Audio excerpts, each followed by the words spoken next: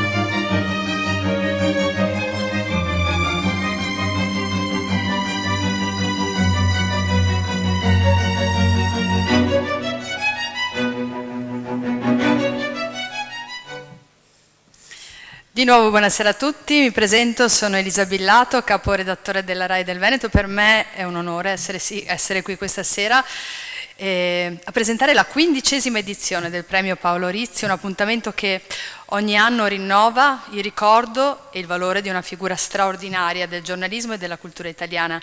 Paolo Rizzi è stato infatti un osservatore acuto, un critico d'arte capace di leggere non solo la bellezza con intelligenza e passione, ma anche quello di restituirla al pubblico con parole che ancora oggi ci ispirano.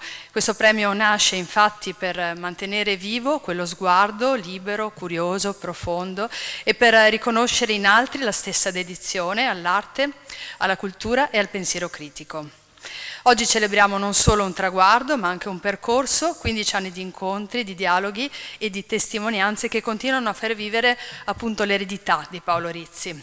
E allora grazie a tutti voi per essere qui, un ringraziamento speciale alla giuria, agli organizzatori e agli artisti che con la loro presenza rendono ancora una volta questo premio un momento di vera condivisione culturale. Allora, la parola adesso ai padroni di casa. Chiamo sul palco il professor Gianpietro Casadoro, guardiano grande della Scuola Grande di San Rocco.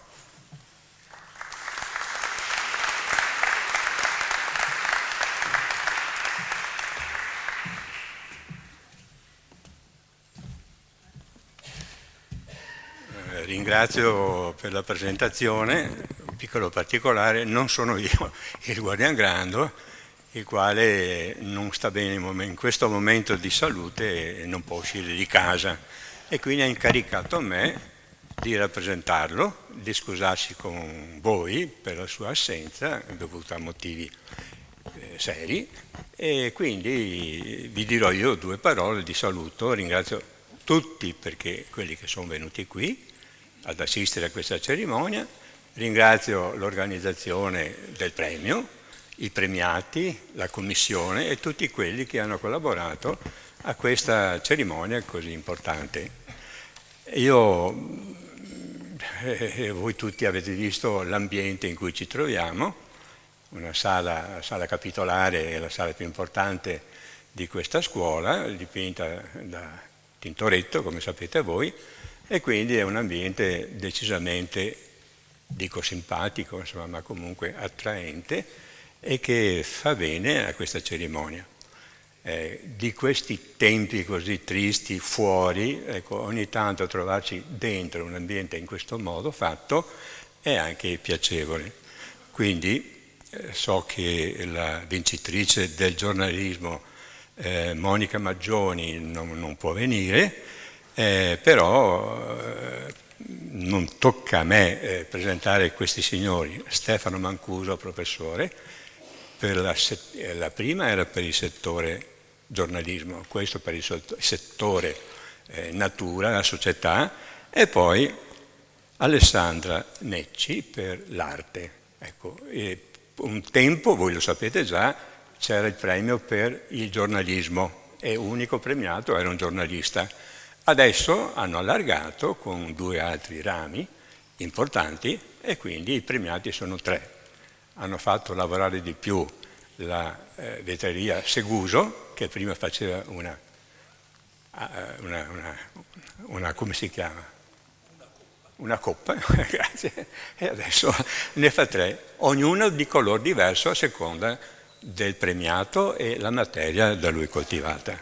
Ecco, quindi tutti questi che sono qui e quelli che erano l'anno scorso e quelli che saranno l'anno prossimo non sono venuti a loro richiesta, sono venuti perché sono stati selezionati da un gruppo importante di persone, diciamo così, governati da Alberto Sinigaglia, cioè diretti, diciamo così, no? E quindi ogni anno scelgono su questi 3 settori le persone che ritengono da essere premiate, meritevoli di essere premiate. Sono contento io, anche perché abbiamo il meglio di questi argomenti, diciamo così, che sono trattati, no? E ringrazio ancora tutti, vi saluto e mi auguro che la cerimonia sia come vi aspettate, cioè una bella cosa.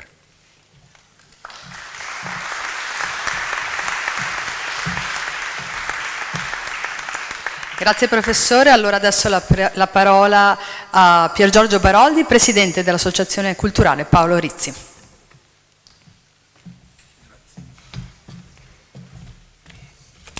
Buonasera a tutti.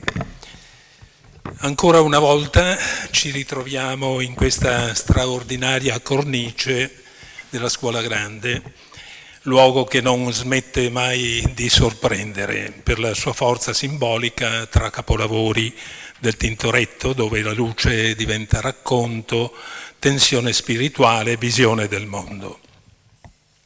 E forse è proprio questo il senso più profondo del nostro incontro, ritrovarsi ogni anno per far luce, per cercare attraverso l'arte, la cultura, il pensiero, un significato condiviso in un tempo che sembra troppo spesso disorientato. Viviamo infatti in una stagione molto difficile. La guerra è tornata a ferire l'Europa e il Medio Oriente. Nuove crisi attraversano continenti e coscienze. Le disuguaglianze si allargano, i linguaggi pubblici si fanno aspri. La fiducia, quella fiducia civile che tiene insieme la società, appare sempre più fragile.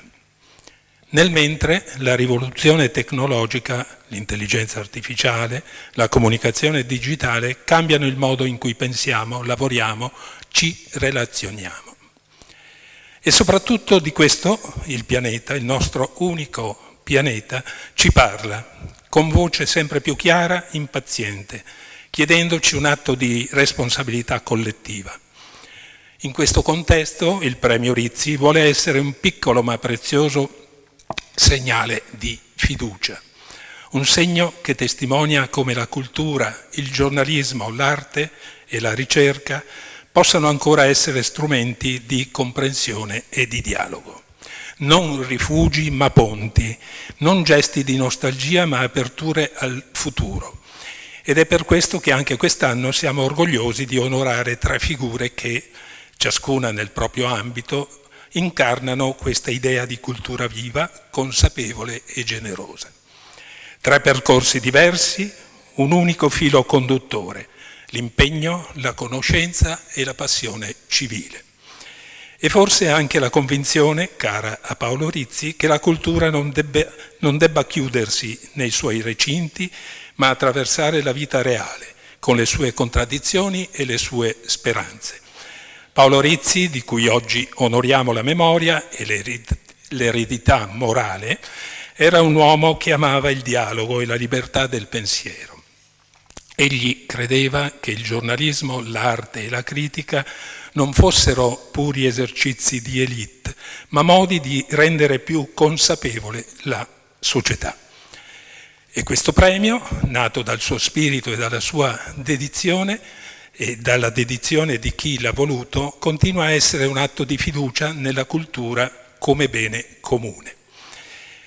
Un grande ringraziamento va alla giuria che con competenza e sensibilità ha saputo scegliere figure capaci di interpretare lo spirito del nostro tempo.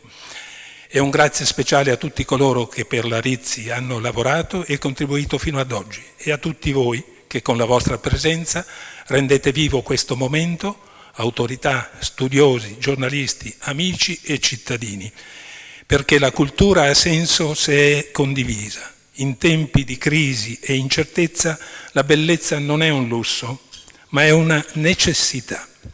È ciò che ci ricorda, chi siamo, ciò che ci unisce e ci proietta in avanti, anche quando le ombre del mondo sembrano farsi più fitte. Questo premio serve quindi a ricordarci proprio questo. Bellezza, verità, responsabilità e speranza non sono concetti astratti ma scelte quotidiane ed è da queste scelte che il nostro cammino trova senso e direzione. Buona serata a tutti.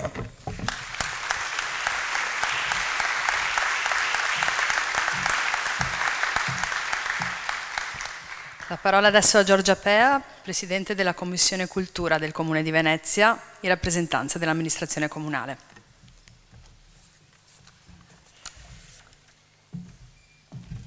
Grazie Direttore, buon pomeriggio a tutti, ben trovati, ben trovate. Oggi ho l'onore di portarvi i saluti del Sindaco della città di Venezia Luigi Brugnaro e dell'amministrazione comunale di cui faccio parte da 11 anni. In questo mio lungo percorso ho incontrato molte persone, alcune di queste sono parte della giuria, qualcuno non ha potuto essere presente qui oggi, però voglio sinceramente ringraziare questo premio e l'associazione culturale presieduta da chi mi ha preceduta per avere la forza ancora di dissettare, di nutrire l'animo delle persone grazie a queste attività culturali assolutamente necessarie ed urgenti in un tempo storico tanto delicato quanto importante, affinché tutti noi possiamo comprendere dagli errori del passato che cosa non ripetere e possiamo in qualche modo migliorare tutti. Io, oltre ai saluti del Sindaco, appunto desideravo ringraziare tutti coloro i quali hanno reso e rendono ogni anno possibile la realizzazione di questo premio, la premiazione avviene in questo luogo iconico. E credo che la bellezza di questo posto ogni volta ci sorprenda e spero che tutti noi abbiamo la capacità di portarla dentro di noi per in qualche modo anche illuminare le nostre giornate, le nostre vite in un momento molto delicato e particolare. Ringrazio la giuria perché credo che non abbia avuto un compito facile. E ringrazio soprattutto tutti coloro i quali non verranno questa sera sul palco ma hanno lavorato per molto tempo affinché questo appuntamento potesse rinnovarsi e sono assolutamente convinta che questi momenti siano momenti fondamentali per la città e per la cittadinanza e anche per gli ospiti, un momento di dialogo, un momento di incontro, un momento di confronto e condivido con il Presidente dell'Associazione Paolo Rizzi che la cultura debba essere un terreno di tutti e non riservato a un piccolo circoletto di persone.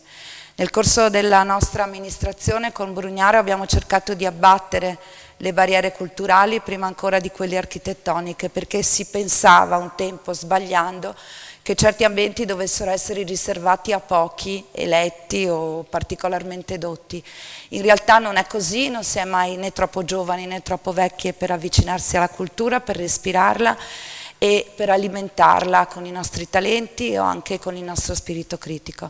Infine ringrazio tutti i giornalisti, sono figlia di un giornalista e credo che loro siano depositari della verità e abbiano il dovere di fare un'informazione corretta e di portare a conoscenza i lettori di quelle cose che è difficile scrivere ma che è importante sapere. Quindi un sentito ringraziamento a tutte le persone che con coraggio portano avanti la loro missione anche quando può essere difficile farlo. Sono infine felice che tra i premiati ci siano 2 donne, non vi spoilerò i nomi perché forse qualcuno li sa già, e comunque il senso dell'incontro di oggi è quello di dare loro il giusto tempo, ma sono felice che ci siano delle donne tra le giurate, i giurati, delle donne tra i premiati e soprattutto delle donne nel pubblico di questa sera. Il giorno che noi impareremo a fare veramente squadra e non cadremo, non scivoleremo, non ruzzoleremo a volte nell'errore dell'invidia, del pettegolezzo, forse potremo fare qualcosa di grande per la nostra città, e spero di avere abbastanza giorni per vedere un giorno una donna sindaco della nostra città di Venezia. Grazie.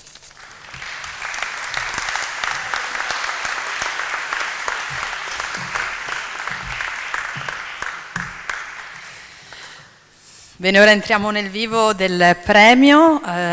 Chiamo qui con me Alberto Sinigaglia, il presidente della giuria. È venuto il momento di presentarvi la giuria. Allora la parola al giornalista, mio collega e fondatore di Tutto Libri. Prego.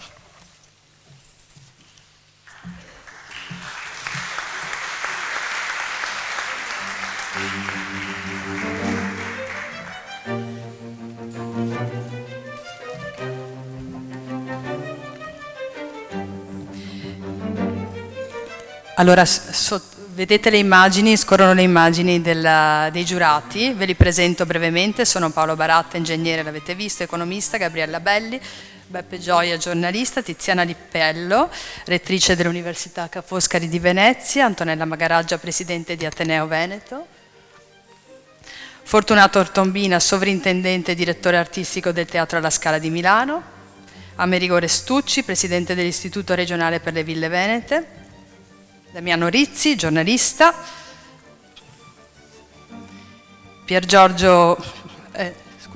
Alberto Sinigaglia, presidente della giuria, e Adriana Vianello, curatrice del premio Paolo Rizzi. E infine Pier Giorgio Baroldi, presidente dell'associazione Paolo Rizzi. Allora adesso la parola ad Alberto Sinigaglia. Grazie, facciamo un applauso alla giuria però, per favore. Mi tocca. Ecco, ringrazio molto colui che ci ha accolto in questa sala, il Guardian Grande, anzi io sono veneziano e direi grando, ma comunque semmai di questo parliamo dopo.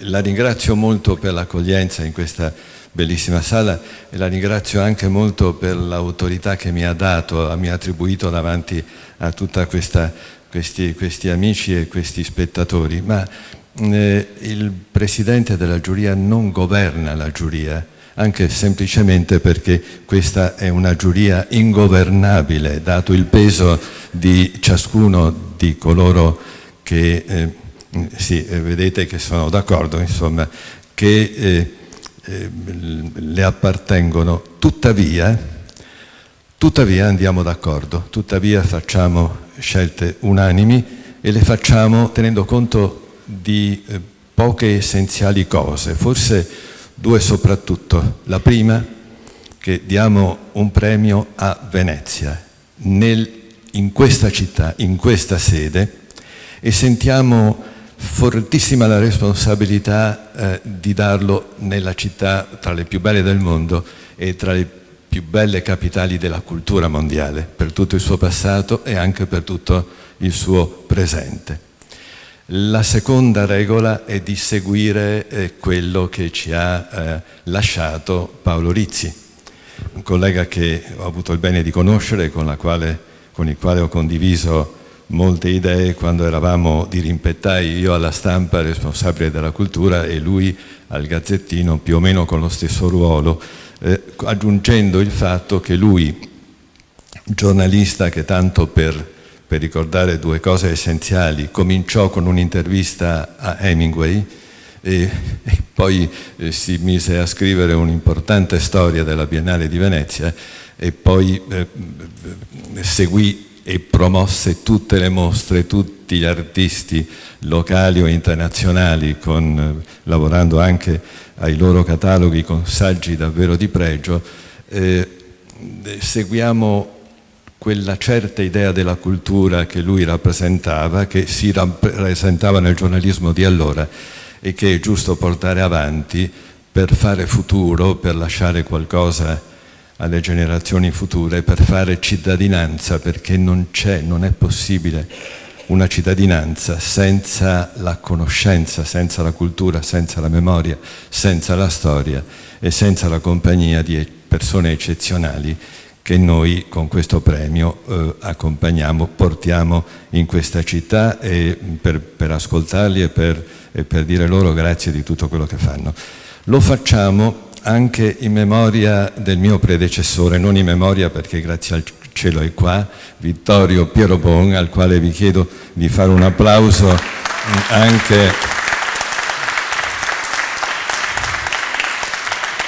anche se tra poco anche lui salirà su questo palco per un ricordo molto importante.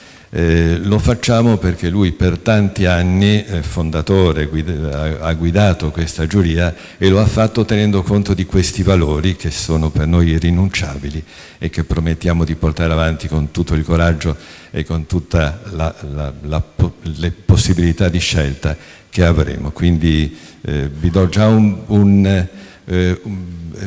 stateci vicini e vediamo se l'anno prossimo riusciamo a fare persino meglio di quest'anno, ma intanto abbiamo, come sentirete adesso, 3 persone eccezionali che meritano il vostro affetto, la vostra riconoscenza e il vostro ascolto.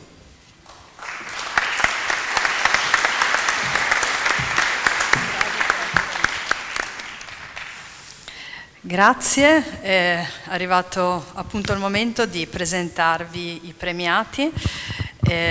Allora chiedo aiuto anche ad Alberto Sinigaglia e per Giorgio Baroldi. Intanto vediamo i 3 video relativi ai premiati.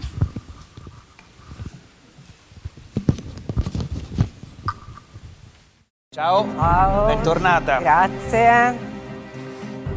Il libro è veramente un libro importante per i libri The Presidents perché racconta chi c'è dietro Trump, che cosa ha portato a quello che sta accadendo in America, ma cominciamo da quello che abbiamo visto. Trump col presidente sudafricano Ramaphosa ne ha combinata un'altra. Sì, ne ha combinato un'altra, ha fatto vedere questo video che non c'entra niente e ha detto che era un video di farmers sudafricani bianchi sterminati in Sudafrica e ha detto che lui deve mettere fine a questa cosa. Ora, che in Sudafrica ci sia molta violenza, lo ha ricordato lo stesso presidente sudafricano, che abbia nulla a che vedere con quel video è altrettanto vero, tutto perché il presidente sudafricano qualche giorno fa ha fatto passare una nuova legge nella quale cercano di riequilibrare il fatto che il 7% della popolazione, cioè i proprietari terrieri sudafricani, abbiano il 43% delle imprese agricole. Questo non semplifica nulla della situazione in Sudafrica, dove c'è corruzione, criminalità, violenza, ma non c'è quello di cui ha parlato Trump. Le Gallerie Estensi sono un museo diffuso, meraviglioso, che comprende il lapidario Estense, la biblioteca universitaria Estense, dove c'è anche la celebre Bibbia di Borso d'Este, e le gallerie propriamente dette, ancora Palazzo Ducale di Sassuolo, per cui le Gallerie Estensi sono un insieme di musei che raccontano una storia di una grande dinastia, una storia di grande collezionismo, una storia di bellezza. C'è una presenza molto forte delle meravigliose terrecotte che sono un altro segno distintivo del territorio modenese, un segno importante. Ci sono gli strumenti musicali, fra cui l'arpa estense, ci sono tantissimi capolavori molto diversi ed è veramente difficile trovare delle collezioni così eclettiche, così ampie, a cui poi adesso si è aggiunta anche l'abbazia di San Pietro che è in restauro, e poi ci sono i nostri depositi di Palazzo Coccapani che verranno esposti e che sono sempre parte delle gallerie, o meglio contengono una parte delle collezioni degli Este. Quindi venire, perché sono musei straordinari e difficilissimi da trovare per vastità e eterogeneità. tornare perché c'è qualche cosa che ci ha colpito nell'animo e che si desidera rivedere. La collezione estense, le collezioni estense sono veramente ricchissime di capolavori straordinari di ogni genere. Come dicevo, non dimentichiamoci che la Biblioteca Universitaria Estense fa parte delle gallerie. Io da scrittore ho una particolare propensione per i libri, quindi amo moltissimo la Bibbia di Borso d'Este, che è veramente il manifesto del Rinascimento, come la Gioconda letteraria, se vogliamo, il libro più bello, più costoso anche, più sfarzoso di quella fase, che dà un'idea molto chiara dell'opinione che il duca Borso d'Este aveva di sé e voleva trasmettere al prossimo.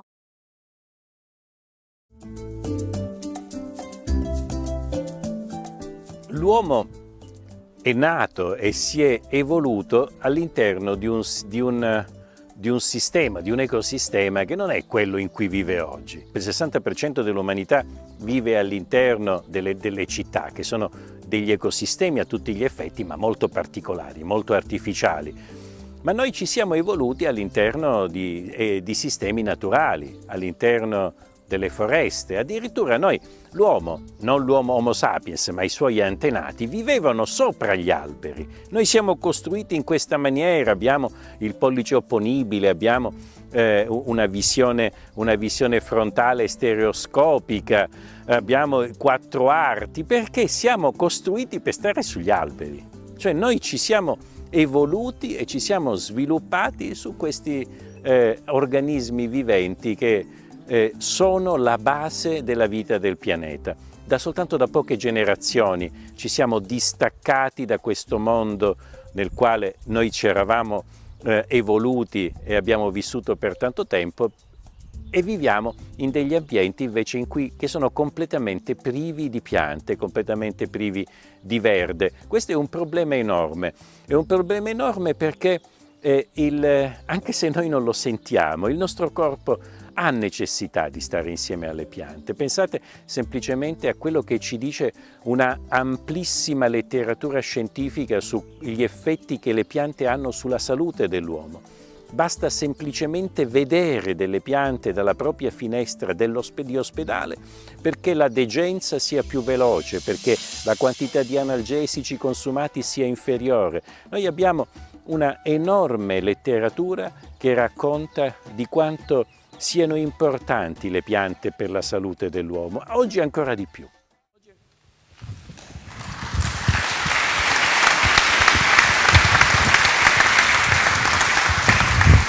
Allora, li avete visti, i vincitori del premio Rizzi, 15ª edizione, sono Monica Maggioni per la sezione giornalismo, Stefano Mancuso per la sezione cultura, società e ambiente, che chiamerei sul palco, e Alessandra Necci per la sezione arte.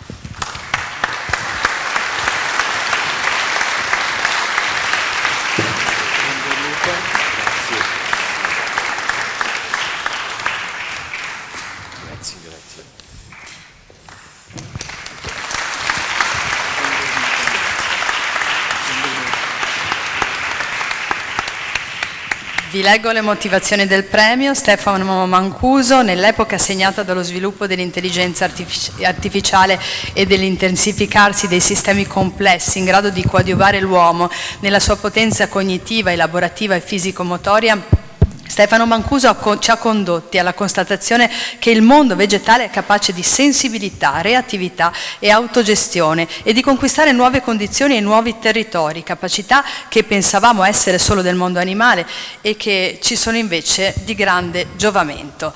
Si amplia la nostra comprensione della realtà mentre con artifici siamo impegnati ad arricchirla a dismisura. Negli ancora ignoti destini verso i quali ci avviamo con la diffusione dei nuovi artifici, le osservazioni di Mancuso conquistano le giovani generazioni per l'invito implicito verso una certa umiltà e per l'incoraggiamento alla coesistenza, alla consapevolezza e alla responsabilità.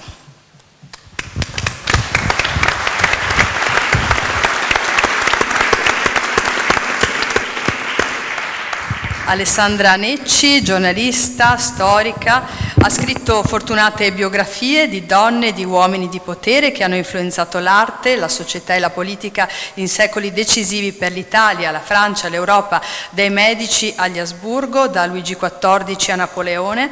Alle donne nella storia e nel mito dedica ogni settimana una pagina del quotidiano Il Messaggero. Direttrice delle Gallerie Estensi di Modena e dei Musei Nazionali di Ferrara, è presidente del Comitato del Ministero dell'Università per la diffusione della cultura scientifica, complessa figura di intellettuale, anche avvocatessa e docente di storia dell'economia e dell'impresa alla LUISS di Roma, e si distingue per la generosità del suo impegno nel diffondere la cultura storica, artistica, sociale e per la sobrietà del suo stile, immune da preconcetti, dalla retorica e dalle mode.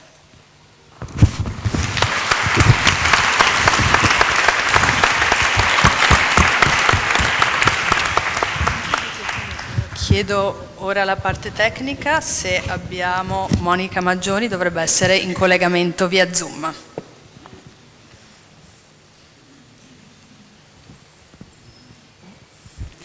Mi dicono che c'è un collegamento audio con Monica, intanto io la presento. Leggo le motivazioni del premio. Da tempo si sono diffuse nei media televisivi programmi nei quali uno o più giornalisti trattano della vicenda politica e accolgono interlocutori per discutere sui fatti del giorno. Si tratta di strumenti di comunicazione per loro natura sempre in bilico tra protagonismi e argomentazioni informate. Ecco, Monica Maggioni si cimenta su questo terreno, forte della sua ricca esperienza di giornalista televisiva, più volte inviata di guerra, responsabile di vertice di imprese della comunicazione come la RAI, La Mia Azienda, attività tutte per le quali è stata ampiamente apprezzata. Il nostro premio vuole essere un omaggio alla sapiente cura con cui gestisce i suoi interventi in diretta e le discussioni, un omaggio allo stile e alla responsabilità, alla professionalità che sono di grande giovamento al pubblico per un proficuo orientarsi nella complessità delle vicende storiche e politiche. Vediamo se riusciamo a collegarci con Monica Maggioni, eventualmente possiamo proseguire con il dibattito con gli altri giurati. Attendiamo ancora un attimo.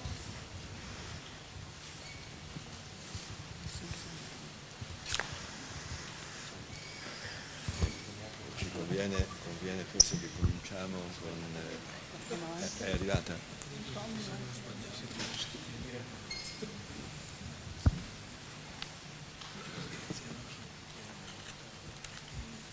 Sì, cominciamo...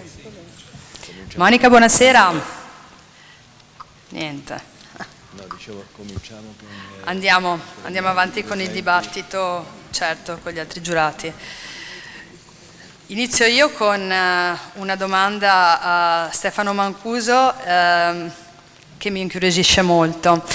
Al giorno d'oggi, data anche la complessità dei risultati delle ricerche scientifiche che sono davvero sempre più avanzate, è ancora importante la divulgazione e quanto importante è al giorno d'oggi?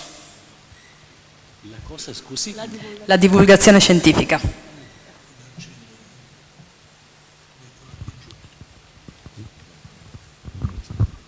Grazie. Beh, direi sempre di più è importante. Ora, la divulgazione è fondamentale che venga fatta bene. Questa è una questione che non vuol dire banalizzare i problemi, vuol dire semplificarli. Sono due cose estremamente diverse. Ora, per quanto riguarda ad esempio la mia attività, io sono uno scienziato, per tanti anni e continuo a lavorare semplicemente in laboratorio, però far rimanere in laboratorio le proprie ricerche non è molto importante, nel senso, fino a quando le proprie ricerche continuano ad essere utilizzate soltanto da un ristrettissimo numero di tuoi pari che stanno in giro per il mondo, non hai combinato assolutamente nulla. È fondamentale che quello che si scopre, che quello, diciamo, per cui si lavora, poi divenga di dominio pubblico, e questa è la parte di divulgazione. Ora, nei paesi anglosassoni è fondamentale che un buon professore, un buon scienziato, sia anche un buon divulgatore. Ad Cambridge, ad esempio, dove sono stato per diversi anni, il professore universitario che non ha pubblicato dei libri di divulgazione seri è visto con molto sospetto. In Italia la questione è molto diversa. In Italia la divulgazione è associata a una banalizzazione. In Italia, diciamo, l'accademico che divulga è solitamente l'accademico che va in pensione e che pubblica un ponderosissimo lavoro su tutto quello che ha fatto nei suoi 50 anni di carriera, chiamandola divulgazione. E no, sono cose estremamente diverse. La divulgazione è la capacità di insegnare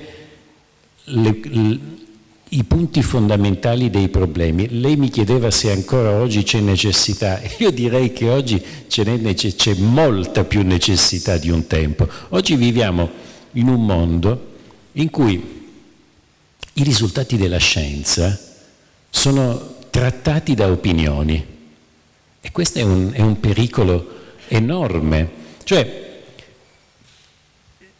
fin quando la scienza produce l'intelligenza artificiale o i vaccini o il fatto che noi oggi viviamo 2 volte di più rispetto a un secolo fa, parlo di noi italiani, abbiamo raddoppiato la durata della vita, allora finché questi sono i risultati la scienza è bene accolta. Quando la scienza ad esempio dice guardate che stiamo riscaldando il pianeta oltre i limiti possibili per la sopportazione di questo pianeta stesso, allora è vista con grande scetticismo e viene ritenuto che questi stessi dati, queste stesse persone che hanno fatto, diciamo, che hanno portato l'umanità al livello in cui è oggi siano impazziti e dicano delle cose che sono tranquillamente smentibili e trattabili al pari delle opinioni. Questa è una questione fondamentale. La scienza non è un'opinione, cioè il metodo scientifico, il povero Galileo, se lo è tolto proprio di testa, proprio per trovare un sistema quanto più possibile efficiente, sicuramente non perfetto perché la perfezione non fa parte dell'uomo, dell'umanità, ma quanto più possibile vicino alla perfezione per trovare la verità. E questo è il metodo scientifico. Oggi questo metodo scientifico è molto, diciamo, sottoposto a scrutinio e quindi direi che proprio parlarne, divulgare, far capire che cosa vuol dire esattamente produrre scienza è fondamentale.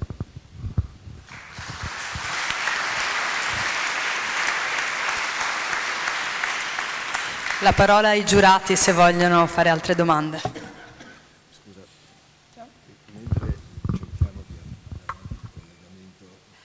Certo, intanto cerchiamo di ristabilire il collegamento con Monica Maggioni. Io direi passo la parola ai colleghi in modo che...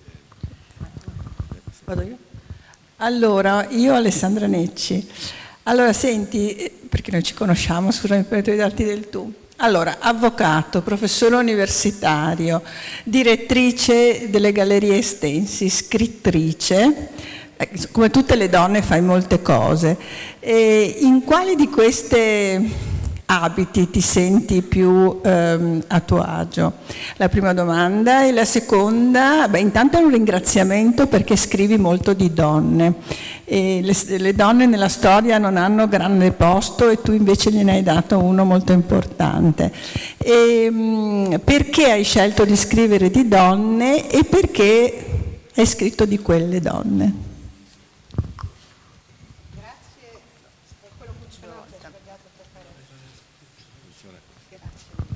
Innanzitutto permettetemi un ringraziamento ai presidenti al Presidente della giuria e al Presidente e a tutta la giuria che è qui riunita e ai presenti.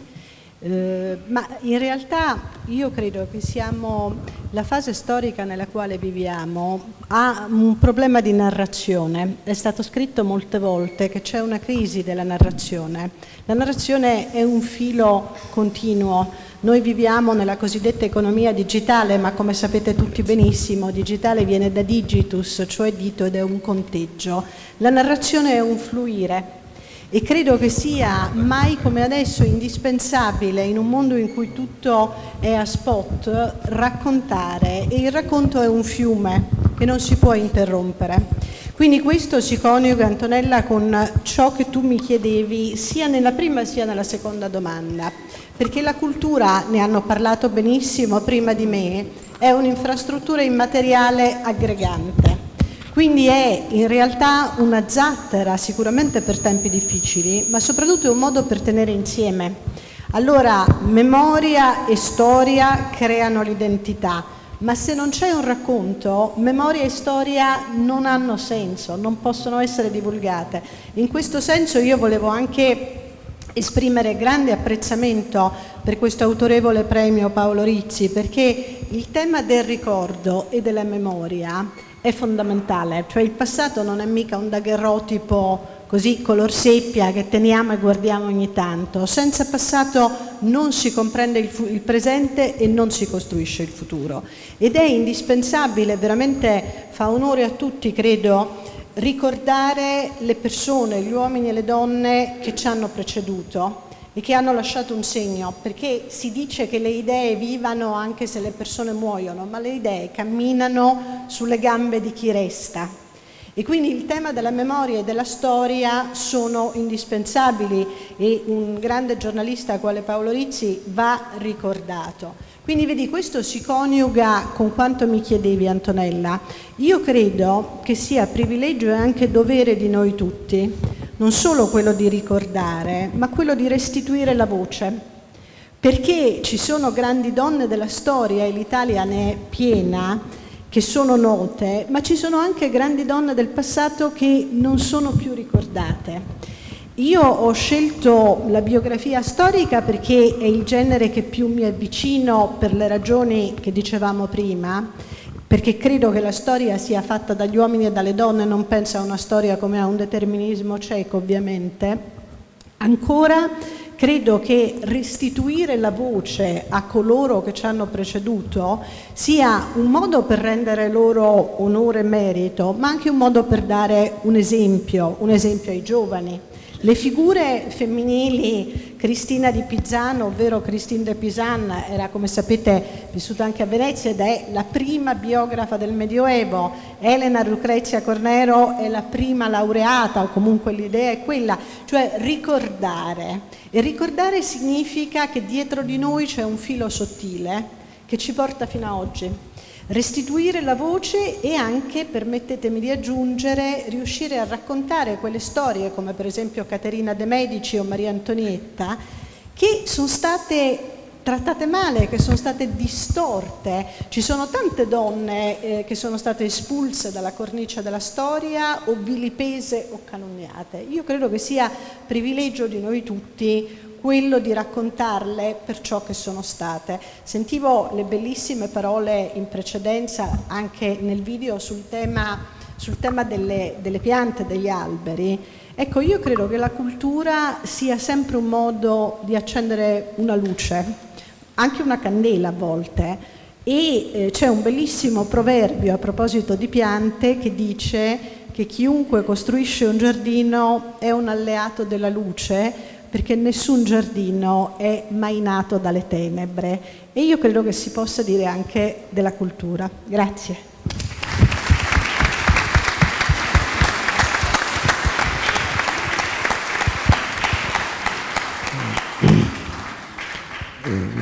La mia domanda va a Stefano Mancuso, che abbiamo premiato, come ha avuto modo poi già di mostrare nelle cose che ci ha detto, l'abbiamo premiato per cultura, società e ambiente, quindi porti avanti tre episodi fondanti in questo momento, in una società così difficile come quella che stiamo vivendo, dove l'etica civica richiamata storicamente mi sembra molto lontana da delle situazioni che stiamo vivendo. Però Il merito della mia domanda è che rifletto sul ricordo a me stesso e a quelli che ci sono in sala, che Stefano Mancuso mi ha illuminato quando ho letto un suo libro nel 2013, Verde Brillante, nel quale ci mostravi come le piante hanno un'anima, che tra di loro colloquiano, e quindi è questo che ti chiederei di approfondire. C'è anche in sala mio fratello, nella campagna che abbiamo in Basilicata ci sono degli alberi secolari e io da quando ero bambino toccavo sempre un albero, quando arrivo lo tocco e quando riparto lo ritocco. Quando ho letto il libro di Mancuso che mi ha spiegato che gli alberi sotto hanno un colloquio, che hanno un'anima, lo saluto ancora con più forza. E però viene fuori quest'idea che le cose che tu ci dici, e anche da stasera, che noi dobbiamo rispettare gli alberi e la natura, perché è il momento in cui vanno rispettati e creando quell'etica civica rivolta all'ambiente che ci anima. Beh, guarda, e ci diamo anche noi del tu, perché conosco Americo ormai da tanti anni. La questione fondamentale non è che dobbiamo rispettare le piante perché le piante hanno una loro intelligenza. Non è questo il punto. Noi siamo dipendenti dalle piante. Questa è una questione che non vogliamo sentirci dire, perché l'uomo non ama essere dipendente da chi che sia. Ma per le piante, vedete, dalle piante dipende tutto. Qualunque cosa noi mangiamo, qualunque cosa noi respiriamo, tutto proviene dalle piante. Se non avessimo tagliato 2000 miliardi di alberi negli ultimi 2 secoli, ad esempio, giusto per fare un esempio banale di ciò che stiamo combinando, e fra l'altro lo dico qui, nella Repubblica Veneta, il primo luogo del pianeta che ha sancito l'importanza delle foreste. A Venezia non si potevano tagliare gli alberi era uno dei reati più gravi in assoluto che si poteva fare. Lo facevate perché bisognava costruire le navi, però era una questione importante, era una questione fondamentale, non era soltanto questo. C'era una questione già al tempo perfettamente compresa, che dalla manutenzione, direi proprio, della natura che circondava la città dipendeva la sopravvivenza della città stessa. Questo è un punto fondamentale che oggi dimentichiamo, ma qualche anno fa fu pubblicato un numero speciale di Nature è la più importante rivista scientifica del pianeta, in cui si chiedeva a un certo numero di scienziati che cosa sarebbe accaduto alla Terra qualora fossero scomparse le piante, e tutti quanti erano, diciamo, il risultato finale sarebbe quello di Marte. Avete presente quelle immagini di quella palla sterile e polverosa? Questo sarebbe il nostro pianeta senza le piante. La questione poi è ancora più rilevante e fondamentale, che non soltanto noi dipendiamo da loro, sono la vita stessa del pianeta. Noi dovremmo avere per le piante il famoso comandamento onora il padre e la madre, dovrebbe essere esteso alle piante, nel senso che noi sono i nostri genitori, cioè nel senso dipendiamo da loro come un bambino dipende dai genitori. Questa è una questione scientifica e culturale e sociale, fondamentale. Stiamo dimenticando del tutto il valore di questi esseri viventi, ma non è neanche tutto qua. Stiamo dimenticando anche qualche cosa di ancora più importante, che le piante ci ricordano sempre, ed è l'importanza della comunità intesa come come l'insieme degli individui che compongono la specie stessa. Per noi esseri umani l'individuo è al centro di tutto. L'individuo è il focus su cui si basa la risoluzione di qualunque problema. Nel caso di qualunque altro essere naturale, tanto più per le piante, al centro della risoluzione dei problemi non c'è l'individuo ma c'è la specie. E guardate che questo cambia tutto. Cambia completamente tutto, nel senso, anche l'intelligenza artificiale di cui oggi si parla tanto. Uno dei problemi fondamentali è che l'intelligenza artificiale è nata dalla nostra attività. L'intelligenza artificiale non è un'intelligenza, è un algoritmo, come ben sapete. è una cosa che si nutre di quello che noi produciamo. Qual è il problema vero dell'intelligenza artificiale?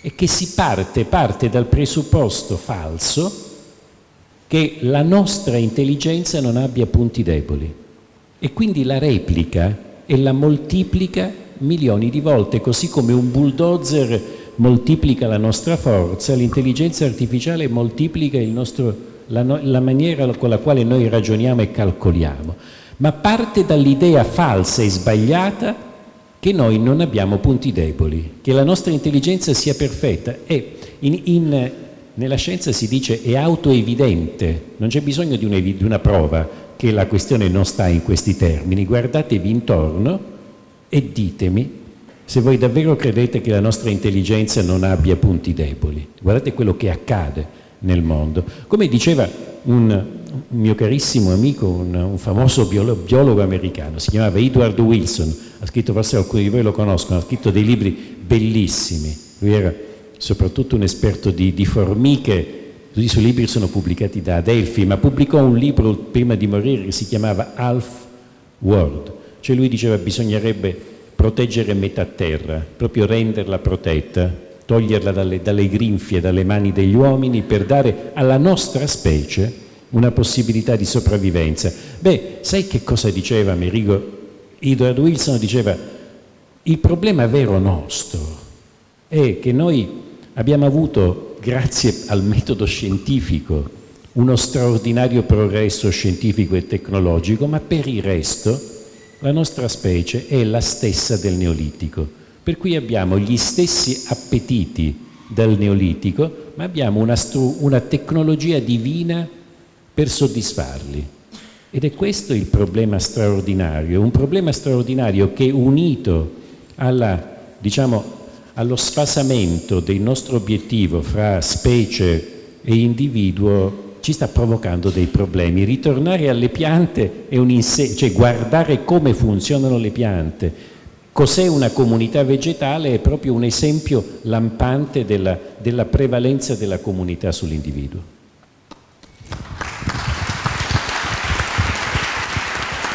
Una domanda al professor Mancuso e una ad Alessandra Necci. Allora, una credenza molto suggestiva delle tribù amazzoniche recita così: il cielo sta in piedi perché sono gli alberi che lo sorreggono. Se tagliamo gli alberi, il cielo precipita. In fondo non è così solo suggestiva, c'è una verità in fondo.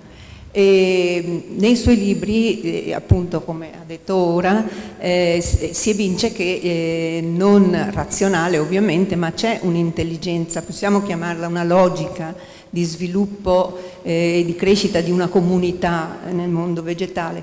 Come possiamo noi apprendere qualcosa? Con quali modalità? Una domanda ad Alessandra Necci.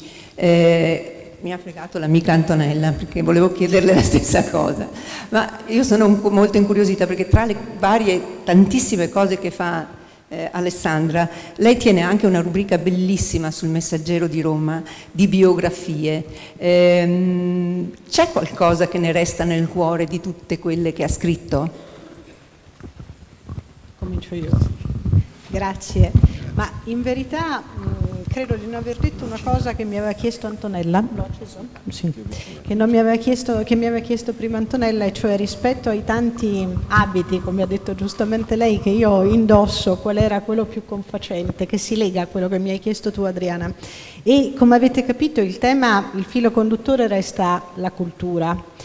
In fondo, se voi ci pensate, il tema delle infrastrutture è sempre indispensabile. Io questo lo ripeto perché l'ho imparato da mio padre Lorenzo. Le infrastrutture immateriali e le infrastrutture materiali, cioè Roma non sarebbe mai stata il grande impero che è stato se non avesse avuto infrastrutture materiali come le strade o i ponti o gli acquedotti, e infrastrutture immateriali come il latino e i codici.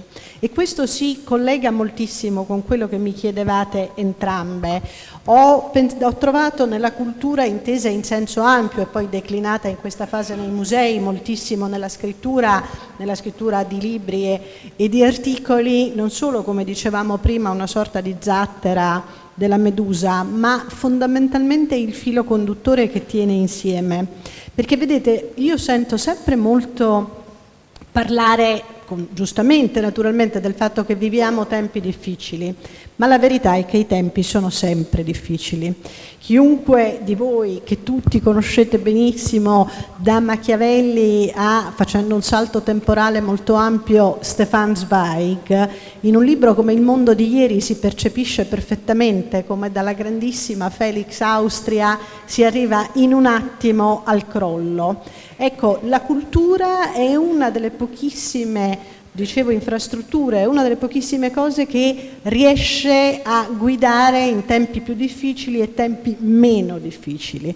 Quanto alle figure femminili, Adriana, di cui mi parlavi tu, confesso che a me piacciono più di tutte quelle che hanno attraversato vicissitudini per raggiungere, o forse neanche raggiungere, un obiettivo, e più di tutte mi piacciono le grandi viaggiatrici del passato, perché la storia è sempre un viaggio nel tempo e nello spazio.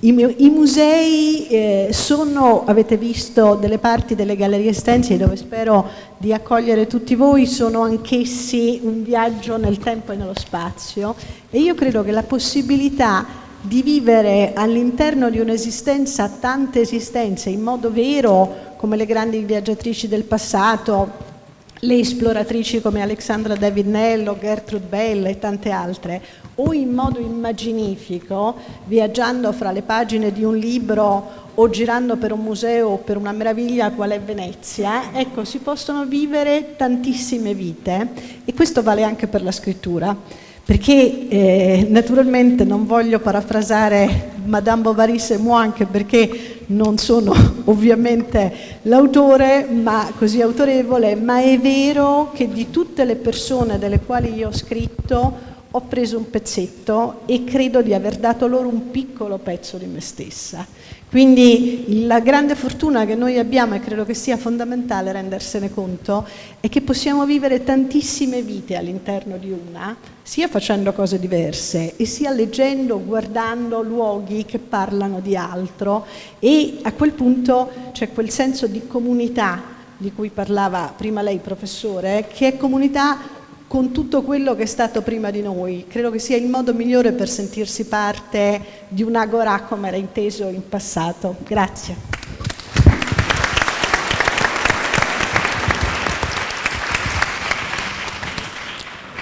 Io non me la ricordo più la domanda. Non me la ricordo più. Che tengono sul cielo. Ah, sì. Come possiamo apprendere da... Cosa possiamo... come possiamo... Intanto questa storia degli alberi che reggono il cielo è una storia bellissima, la conosco i popoli amazzonici, ma è una storia antica. Gli alberi sono stati il nostro primo segno di divino, è uno dei più antichi dei di cui noi abbiamo testimonianze. Yggdrasil della mitologia nordica era proprio una cosa simile a quella che diceva lei. Era proprio questo albero, un enorme frassino che collegava il mondo sotterraneo, quindi attraverso le radici, con il cielo. Ed è bellissima come metafora, perché c'è attraverso questo albero passano le oscurità, ma passa anche la luce. Come si fa a insegnare? Come al solito, con l'educazione. Non c'è un'altra maniera per imparare le cose. Oggi viviamo in un mondo in cui si tende a pensare che si possono ottenere i risultati in maniera semplice. In realtà no. In realtà qualunque risultato richiede fatica e non piace più tanto la fatica. Questo è non vorrei fare neanche la parte del vecchio,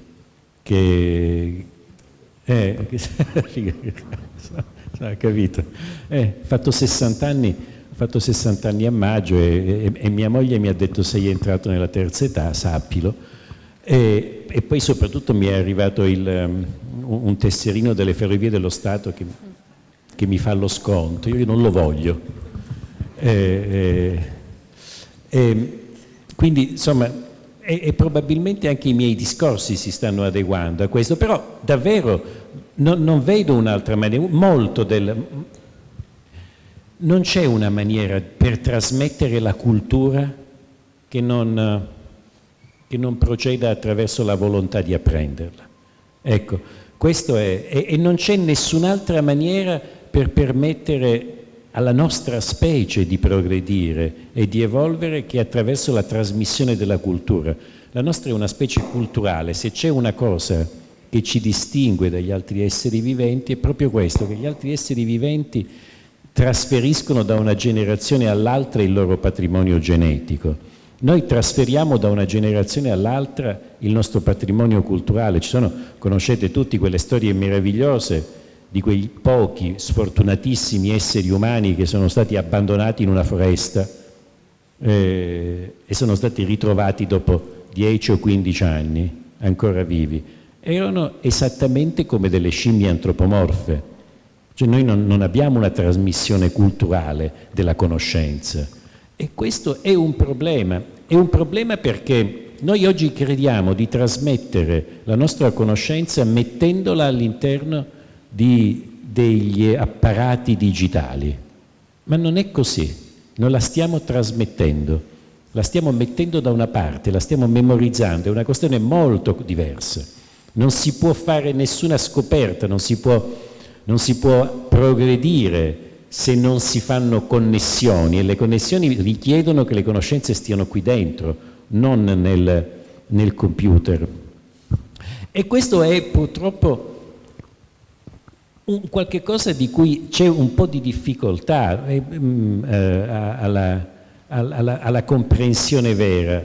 E io lo guardo con preoccupazione, sa perché? Perché non perché io amo tantissimo la tecnologia, figurarsi, uso anche tanto l'intelligenza artificiale, però oggi mi accorgo che stiamo lasciando anche, pensi è appena nata, eppure stiamo già lasciando a lei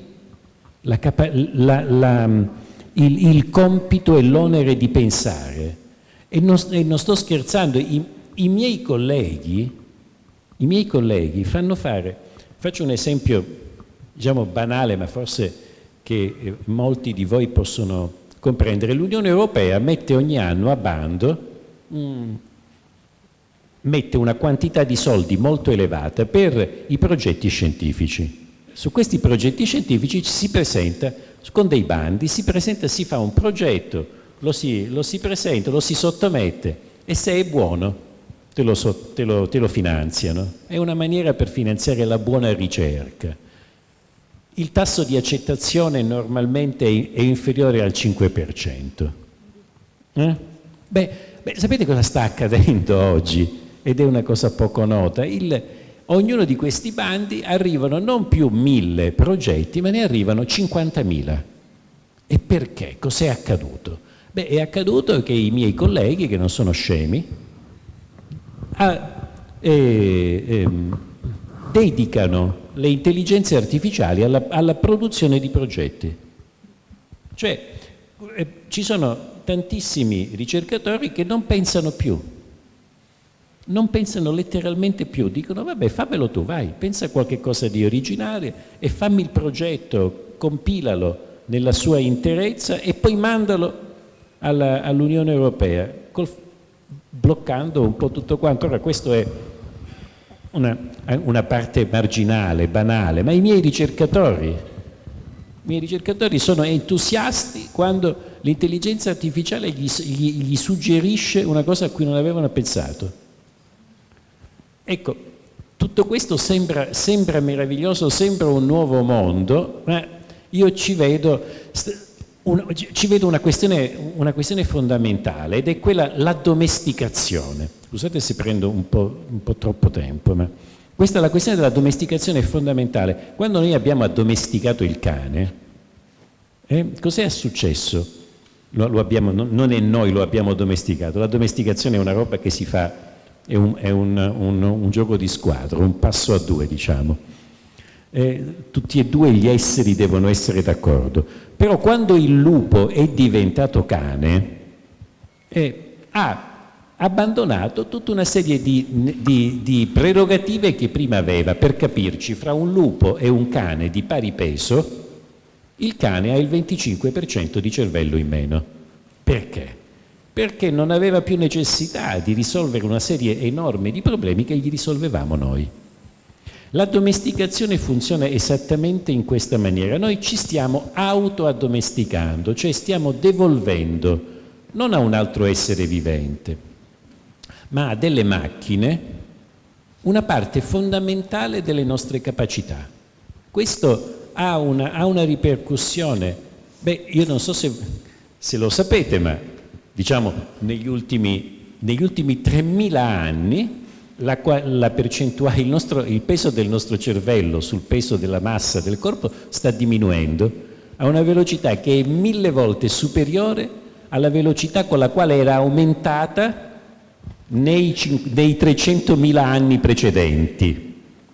E questa è una cosa di cui l'affidare alle macchine ciò che prima stava nel nostro cervello è un'esperienza che avete fatto tutti. Vedete, mia nonna, buonanima, se fosse viva avrebbe 125 anni, mi raccontava che quando lei si laureò in letteratura latina, l'esame di letteratura latina 1 funzionava così: ti sedevi e lei aveva come professore Momigliano, un famoso latinista, Momigliano apriva l'Eneide a caso, puntava un dito e lui leggeva il primo verso e poi ti guardava.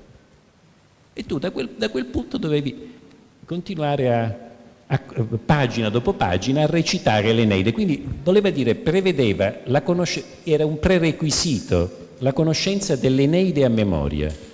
Oggi non è possibile, i ragazzi non possono farlo, non ce l'abbiamo più quella memoria lì, l'abbiamo dimenticata e persa. Ecco, questa è una questione, la memoria è una questione che abbiamo già perso. Spero che non perderemo anche la capacità di fare calcoli. Scusate se ho preso tanto tempo, ma non mi fate domande difficili.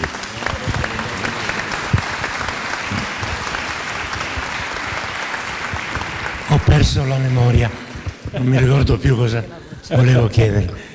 No, ma aspettando che magari il treno della Maggioni raggiunga la salvezza.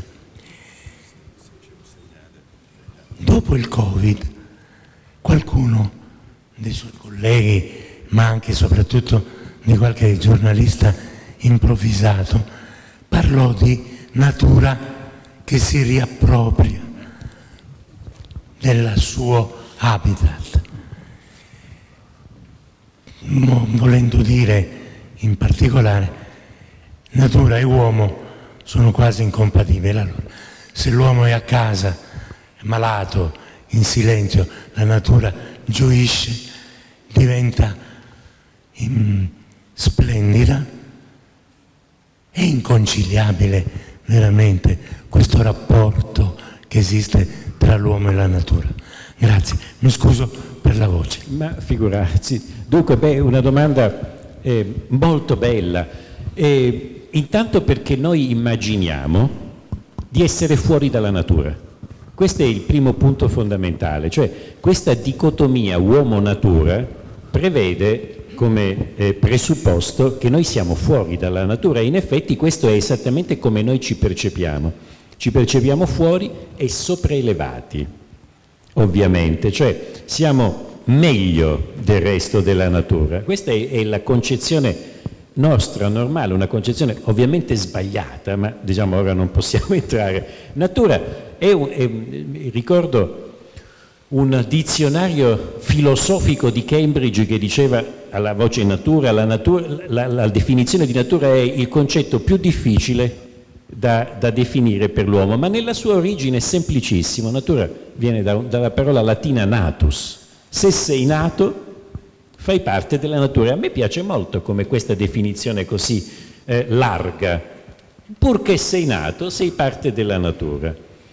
Questo è il fatto che noi siamo inconciliabili con la natura è un'idea che ci siamo fatti da soli, come proprio perché ci raccontiamo a noi stessi che ciò che noi facciamo non è naturale. E questo non è vero. Le nostre città, ad esempio, non sono dei luoghi innaturali, sono il luogo naturale in cui vive l'uomo. È come un termitaio per la termite, come un formicaio per la formica, è la stessa cosa. Cioè è una costruzione adibita alla nostra vita. Io non credo affatto che le due cose siano inconciliabili. Io anzi sono sicurissimo che sia semplicemente una fase transiente questa della nostra specie, che è così giovane e ancora non ha capito esattamente la sua posizione, ma io sono certo che questa, diciamo, anche perché non c'è sopravvivenza delle specie se non c'è, diciamo, comprensione del fatto che la vita è un unico fenomeno. Ed è, anzi, come diceva Darwin, una rete di connessioni, e quindi dobbiamo per forza essere connessi con quella natura da cui riteniamo di essere fuori. Grazie. Prego.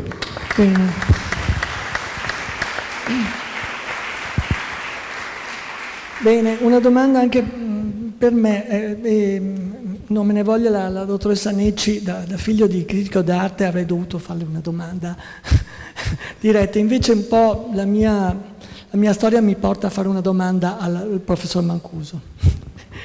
È una domanda retorica, perché ho seguito tempo fa una sua intervista ottenendo una chiara risposta, e la sua risposta sarà anche molto, presumo, semplice. Ho piacere di porgliela comunque per offrire ai presenti la sua spiegazione.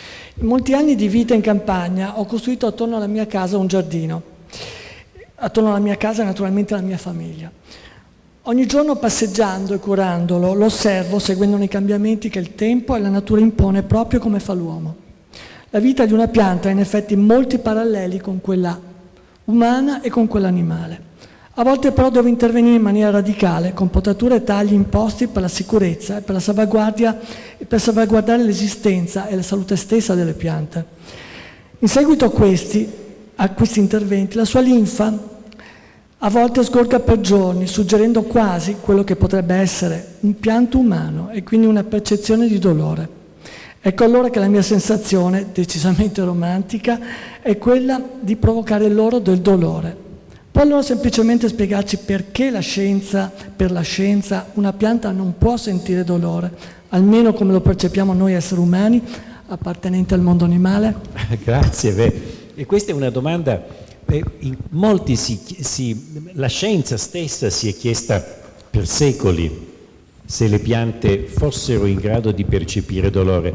Anche in questo noi abbiamo un'idea molto romantica e molto umana del fatto che il dolore sia una cosa nostra.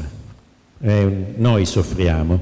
Sì, forse qualche animale vicino a noi soffre, ma lei sa che non nel 1600, ma esattamente 5 anni fa c'è stata un'enorme discussione nel mondo scientifico se i pesci provassero dolore. Io mi chiedo se qualcuno ha mai visto un pesce preso all'amo, se prova dolore o meno.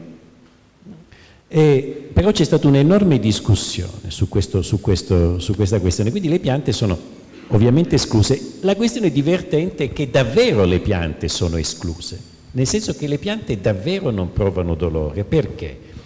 Perché il dolore intanto è una prerogativa tipicamente animale. Il dolore esiste, ha una motivazione evoluzionistica per evitare che noi replichiamo ciò che ce lo ha provocato, o anche perché ci allontaniamo dal luogo, noi che possiamo, noi che ci muoviamo, se mettiamo la mano sul fuoco la spostiamo perché stiamo provando dolore. E quindi questa è una questione rilevante. Per gli animali il dolore è un meccanismo di sopravvivenza, tant'è vero che, sapete, ci sono pochissime persone sul pianeta che non hanno la capacità di sentire dolore, e questi poverini non possono fanno una vita estremamente sacrificata. vivono in delle specie di bomboniere dove... Le piante sono la base sono radicate e sono coloro che trasformano la luce del sole in energia chimica, cioè in ciò che noi mangiamo, noi animali. Quindi si sono evolute per sopportare la predazione. Una pianta non soltanto non sente dolore, ma una pianta, pensate quanto sono diverse da noi, vuole essere mangiata. Come possiamo capire delle specie viventi che sono talmente distanti da noi dal voler essere mangiate? Per noi essere mangiati è il più antico degli incubi, e invece per le piante è un obiettivo. Quando una pianta produce un frutto, mica lo fa perché farci un piacere, lo fa perché vuole essere mangiata. In quella maniera gli animali la diffondono in giro. E allora però se il tuo corpo è fatto per essere mangiato, certamente non può essere fatto per provare dolore, intanto perché non si potrebbe spostare, e quindi non avrebbe senso che una pianta sentisse dolore, sarebbe un'inutile crudeltà, senza alcuna ricompensa. E poi perché appunto nella vita stessa della pianta, la pianta è fatta in una maniera diversa da noi. Vede, noi siamo individui, letteralmente nel senso latino, individuus, non divisibile. Noi non siamo divisibili. Le piante non sono individui, sono divisibilissime. E quindi se uno può rimuovere il 90% di una pianta e la pianta continua ad essere viva. Questa è una delle straordinarie capacità di questi esseri viventi, e sicuramente se provassero dolore non potrebbero fare niente di tutto quello che fanno. Bene, grazie. Siamo in leggero ritardo rispetto a una tabella di marcia che ci eravamo dati, quindi sarò sintetico e mi auguro anche le risposte. La dottoressa Necci, o meglio avvocato, ha tante vesti, ecco, lei raccontava prima appunto che ha tante vesti. Come è arrivata a questo, come dire, ad avere tutte queste caratteristiche e a farle convivere? E poi al professor Mancuso semplicemente mi hanno chiesto da più parti cos'è l'Accademia dei Georgofili. Io ho dato una risposta, però se la dà lei sono più contento. Grazie, prego. Grazie. Ce l'ha già. Ma in realtà, per essere, come diceva giustamente lei, Presidente, sintetica, la verità è che si coniuga con quello che ho detto prima delle molte vite. Quando ero molto giovane mi sono laureata in legge a Roma, poi sono andata a vivere in Francia, ho fatto Sciences Po, e all'epoca la grande versatilità era un po' rimproverata, cioè mi dicevano fai troppe cose, che era una frase che io detestavo sentir dire, perché con un'impronta umanistica come abbiamo tutti pensavo che in fondo fosse proprio dell'uomo e della donna, se possibile, fare molte cose. Ma vede, mi riaggancio ancora una volta alla parola cultura, perché come sapete benissimo poi dal latino l'etimologia riguarda proprio il coltivare, e in fondo ognuno di noi è giardiniere di se stesso. E la fortuna straordinaria, secondo me, di poter vivere in una fase... Io non ho mai utilizzato l'intelligenza artificiale, anzi pensavo che forse, sentendo lei, professore, potrei chiedere di scrivermi qualche articolo, perché mi aiuterebbe sicuramente nelle mie giornate. E avevo un'insegnante bravissima di italiano che quando mi interrogava apriva la Divina Commedia e leggeva un versetto. Quindi conosco il tema. Ecco, io credo molto sinteticamente che nel corso di una vita, lo dicevo prima, se ne possono vivere molte, e ritengo che sia un privilegio o comunque anche un dovere degli esseri umani, perché poi non dimentichiamo che non esiste libertà senza responsabilità, non esiste diritto senza dovere. Oggi testimoniare questo credo che sia particolarmente importante, perché Margheriti Ursenari, in Memorie di Adriano, faceva dire ad Adriano che le biblioteche sono dei granai per un inverno dello spirito.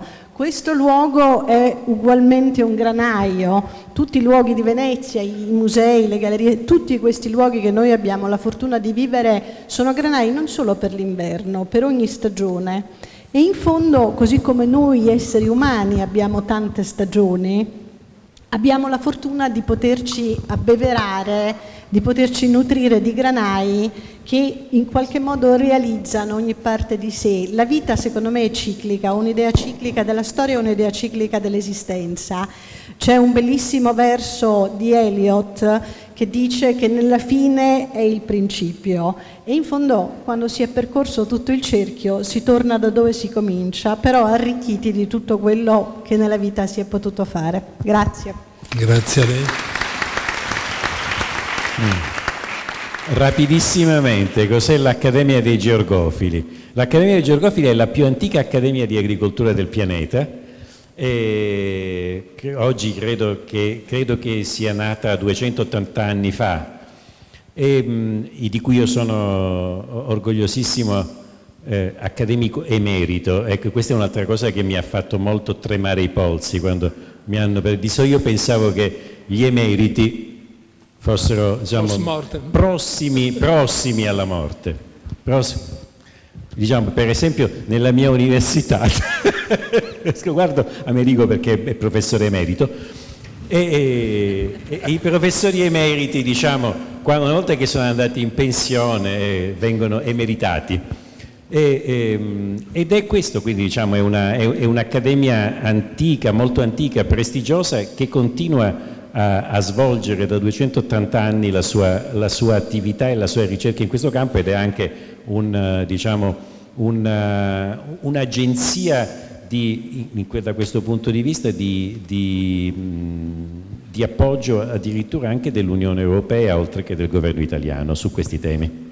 Grazie, prego. Grazie molto. Allora tocca a me e farò due domande molto brevi, però prima vi devo una giustificazione e una notizia. La giustificazione riguarda Monica Maggioni, la quale in viaggio si scusa, abbiamo cercato di collegarci, ma è su un treno. È un treno che la riporta a Roma da un funerale per la scomparsa di una persona, per fortuna non di famiglia, ma insomma a lei molto cara. Quindi interrompiamo questa ricerca e credo che possiamo scusarla. Abbiamo anche approfittato del tempo che ci ha lasciato per sentire i nostri vincitori.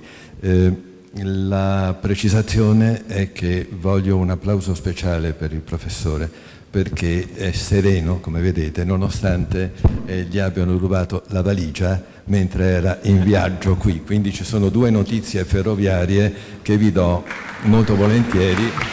Grazie.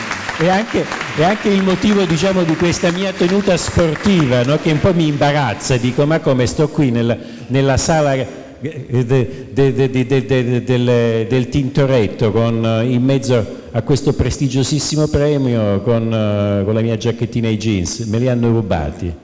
Io, scusate, mi sarei messo molto più elegantemente. Vi ho dato due notizie ferroviarie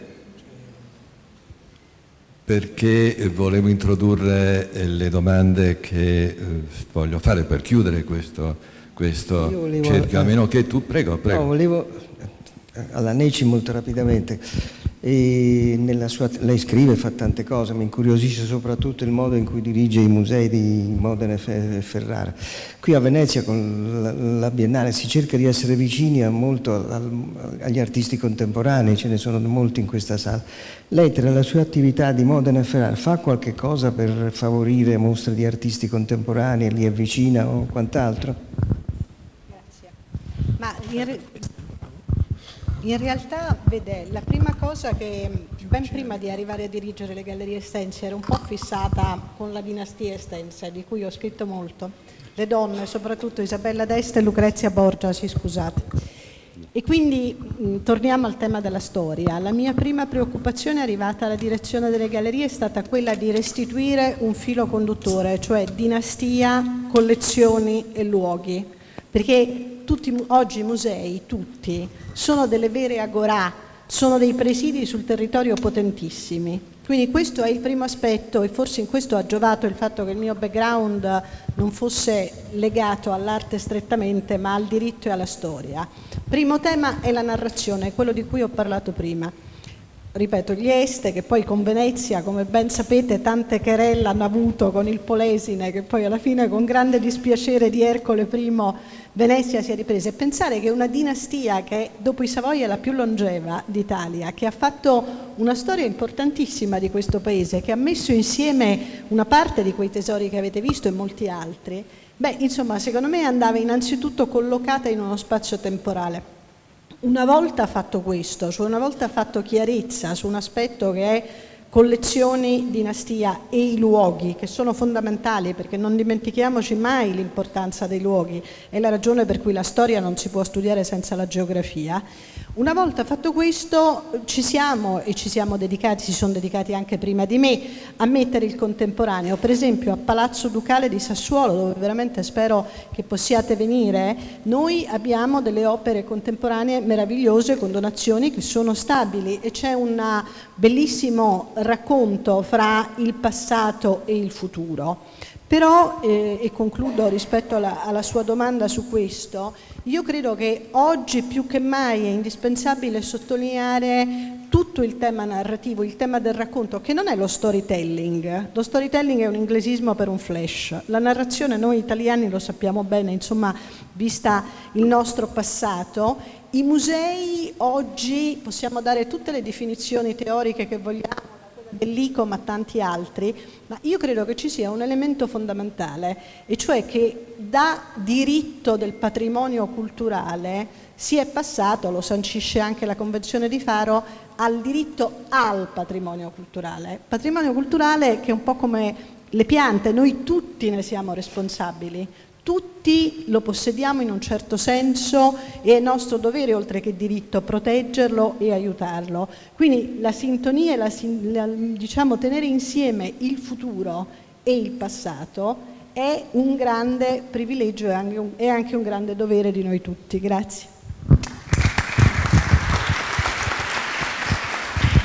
Dicevo che volevo ripartire dalle Ferrovie dello Stato, perché non si può dimenticare, avendo qui con noi Alessandra Necci, che dobbiamo a suo padre se l'Italia ha l'alta velocità, e l'ha avuta prima di altri paesi d'Europa. Quindi facciamo un applauso a un grande imprenditore.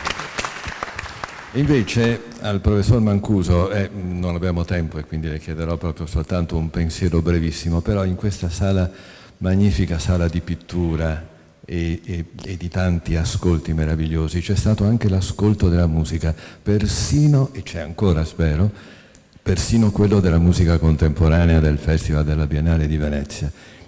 E la musica ha cercato di interpretare il suono delle piante in tutti i modi possibili e immaginabili, no, e non facciamo elenchi perché non abbiamo tempo di farli, ma il rapporto, un pensiero sul rapporto tra le piante e la musica, e la musica e le piante. Beh, dunque, è un rapporto che per me è fondamentale. Io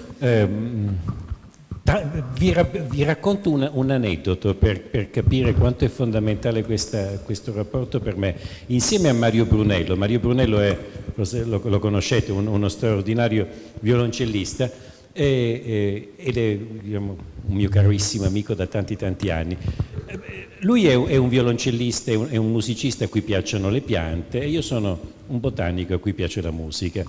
E quindi abbiamo questa comunità di passioni da tanti anni che è sfociata poi in uno spettacolino che facciamo insieme, uno spettacolino che funziona in questa maniera.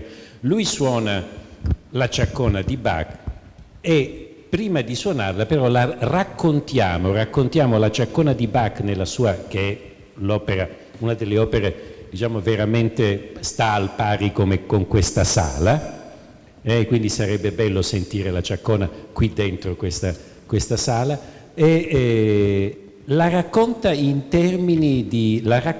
in termini di costruzione, come se Bach l'avesse costruita seguendo la modalità con la quale si costruisce un albero, e torna tutto, forse perché lo vogliamo far tornare, però è una cosa divertente. C'è un'altra questione che unisce piante e musica, ed è che con il legno degli alberi noi ci costruiamo tutto ciò che è fondamentale per l'uomo. Ci facciamo i libri, ci facciamo le architetture e ci facciamo gli strumenti musicali. Che cosa potrebbero regalarci di più? E a Venezia anche le fondamenta, è vero.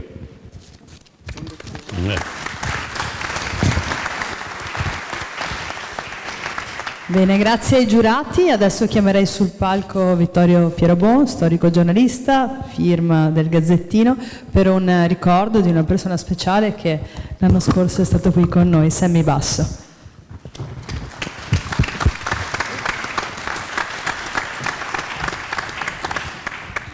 Un attimo che dovrebbe andare in onda anche il video in sovrimpressione. È un premio veramente prestigioso, dunque sono semplicemente onorato di essere stato scelto, e anche per un ambito così, come dire, eclettico come è l'ambito della società. Dunque è veramente un onore per me, e l'unico messaggio che mi sento di dare è proprio, prima di tutto, un grandissimo ringraziamento a chi ha organizzato questo evento, a chi dirige questo premio, e poi il messaggio che do sempre, dunque l'importanza della ricerca scientifica, l'importanza di credere a quello che si fa, l'importanza di andare avanti anche quando sembra impossibile e quando gli altri dicono che è impossibile.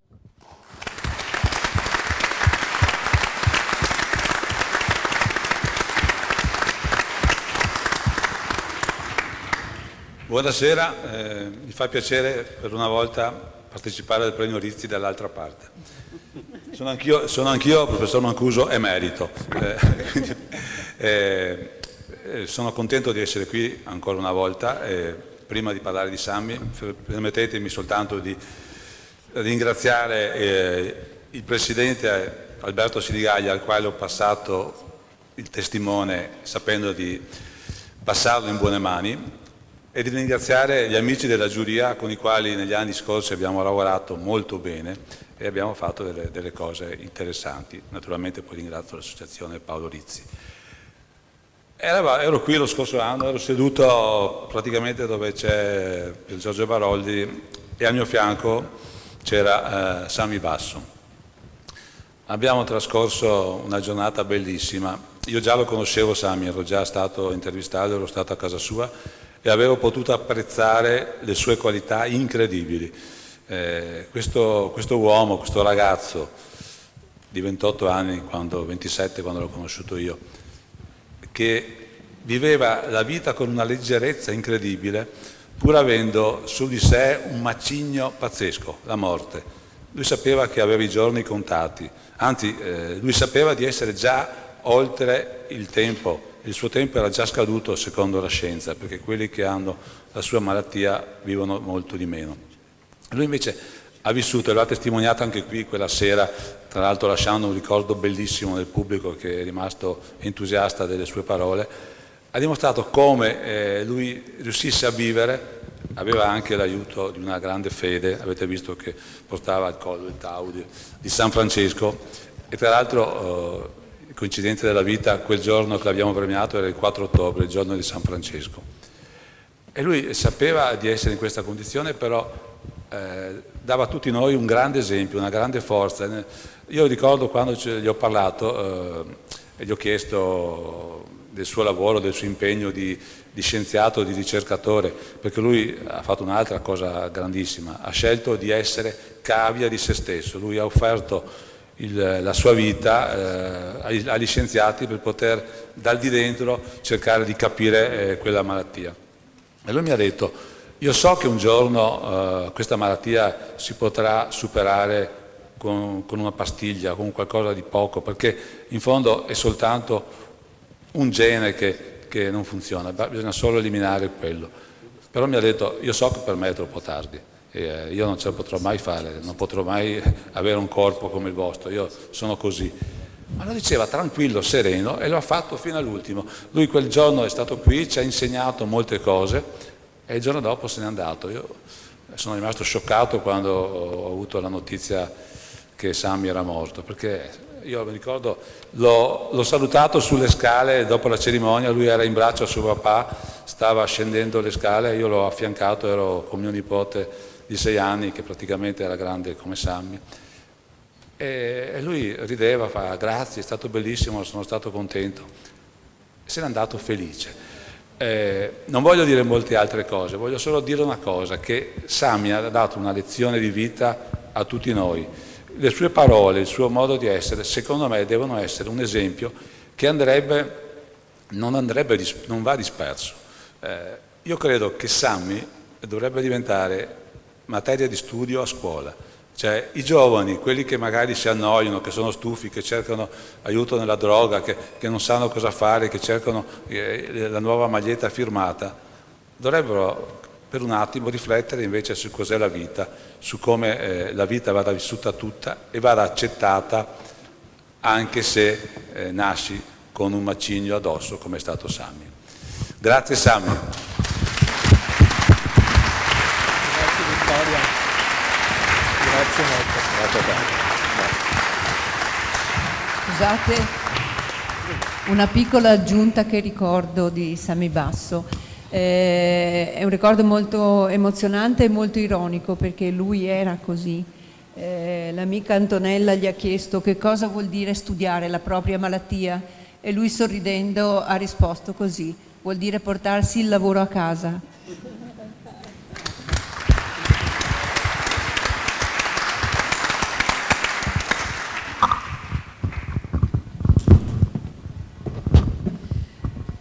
Bene, grazie ai giurati e soprattutto grazie ai premiati. Adesso è arrivato il momento proprio della premiazione vera e propria.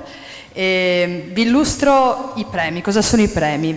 Dal 2010 la vetreria artistica Archimede Seguso, oggi rappresentata dal figlio Gino, offre la Coppa Archimede Seguso in vetro di Murano, raffigurante il Pegaso, simbolo dell'associazione Paolo Rizzi. Da Venissa i vini speciali Venissa Bianco 2020 per i premiati e vino Meli Bianco Infinito per i giurati. Da Merchant of Venice, omaggio speciale delle loro raffinate essenze in confezioni artistiche in cofanetto per i premiati e i giurati, e anche omaggi per tutti i presenti. Allora io inviterei adesso in questo momento le hostess dell'Istituto Professionale Andrea Barbarigo di Venezia a salire sul palco per la consegna dei premi.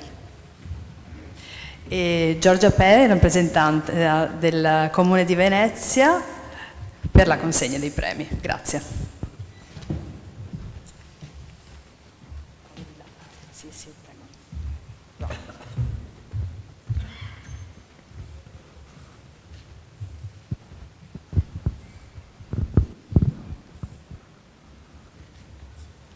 Ecco la Coppa Archimede Seguso.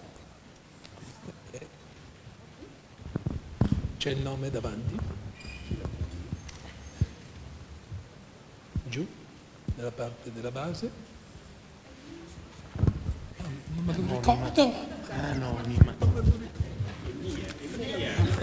Professor Mancuso, prego.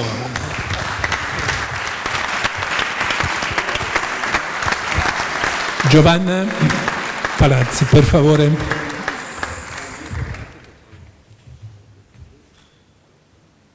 Per coordinamento, per cortesia, avvicinati, che così semplifichiamo la procedura.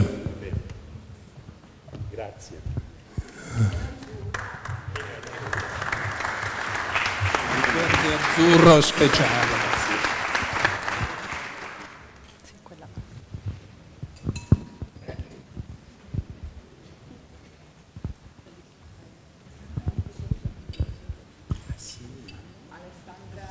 Necci, prego.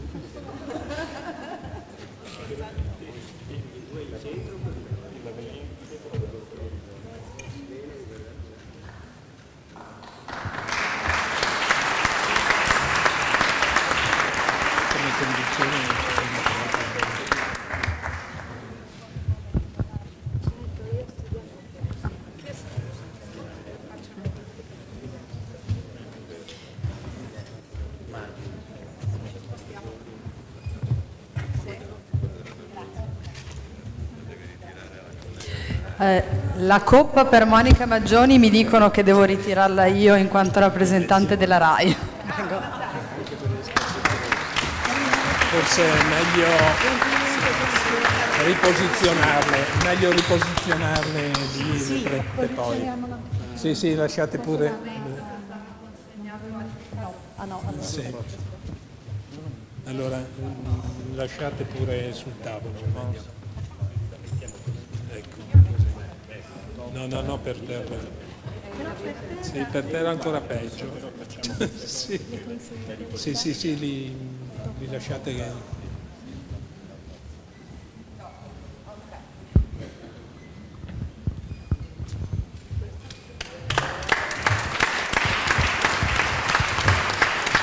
Quindi viene consegnata la coppa alla dottoressa Billato, che avrà modo naturalmente di consegnarla a sua volta alla dottoressa Maggioni.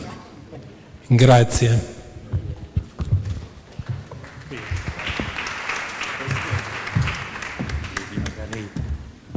La professoressa Necci. Ora chiamerei sul palco Damiano Rizzi, figlio di Paolo Rizzi, per la consegna del libro Le belle figurine.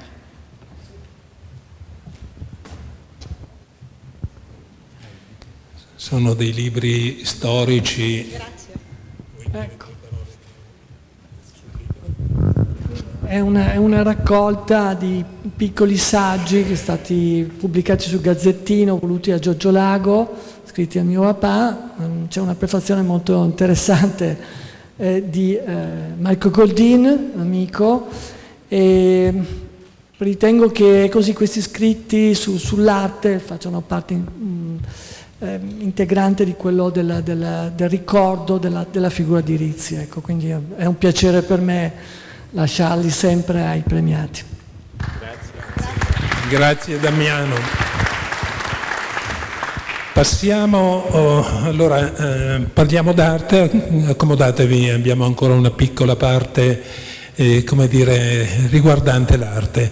Diciamo che ogni anno abbiamo l'abitudine oramai di ospitare un artista, un artista del premio. L'anno scorso è stato il maestro Gian Maria Potenza, che è qui seduto davanti e che ringrazio e che saluto. Tra l'altro una sua importante mostra termina, mi pare, mercoledì prossimo presso il Palazzo della Ragione, Palazzo Ferrofini, e quindi chi vuole può andarla a vedere, giusto? Bene, quest'anno l'artista di quest'anno è invece il maestro Marco Nereo Rotelli, che invito ad accomodarsi qui. Benvenuto, un microfono anche a te, per favore, grazie. Ecco, di Marco Nereo Rotelli mi dicono, per ragioni video, ci sarebbe una striscia qui da rispettare, cosa che vagamente... No, te lo dico così in diretta. Ecco, grazie.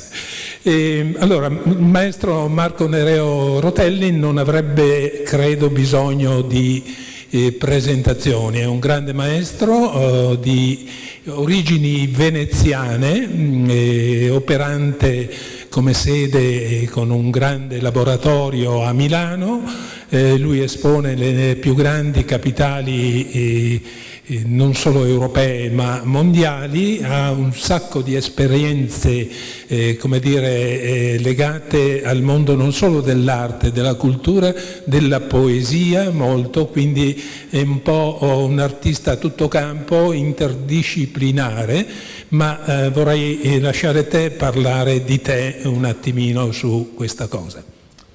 Oddio, Hemingway diceva che non si parla mai di sé.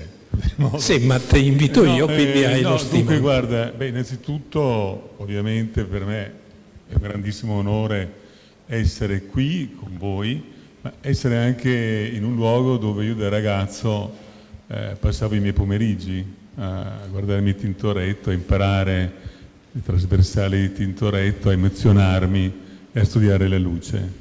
Io mi laureo in architettura, Almerigo, tra l'altro Restucci era un mio professore, quindi ti ringrazio sempre per ciò che mi hai insegnato.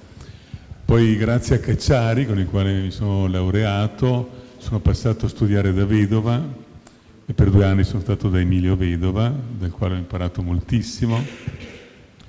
Poi sono partito nella mia strada, ma nei miei quadri, non quelli che ho qui, che sono dei piccoli quadri che mi ha chiesto l'amico Pier Giorgio. Li vediamo qui. Che fanno parte di un progetto che io ho fatto per l'Espace Culturale Louis Vuitton a Parigi, quindi sono all'interno di un contesto, poi magari ne parliamo un attimo. In tutte le mie installazioni io cerco di prendere un pensiero del Bellotto che nelle sue pitture, nell'orizzonte, metteva sempre una luce veneziana. Quindi tutte le mie installazioni, questo azzurro di fondo, è dedicato ai miei ricordi, ai miei pensieri della luce veneziana. Mi ispiro a questo e questo appare nelle installazioni fatte a Chicago, a Londra, a Parigi, a New York, dove sempre è presente la parola poetica. Ma perché la parola? Parola perché credo e ritengo che fra i tanti naufragi che abbiamo vissuto nel secolo scorso e in quest'anno, appunto il disastro ambientale, il naufragio delle religioni, il naufragio delle ideologie, forse il più umiliante è il naufragio della parola, che salta di schermo in schermo, passando e perdendo ogni sua identità, ogni suo valore. E quindi io nel tempo, partendo proprio dal mio primo incontro con un poeta che fu Andrea Zanzotto, c'è stato sempre questo investimento sulla poesia. La poesia mi è sempre stata vicina e credo fortemente che la parola poetica sia il diritto che noi abbiamo per avvicinarsi più profondamente, non solo esteticamente ma anche eticamente al mondo.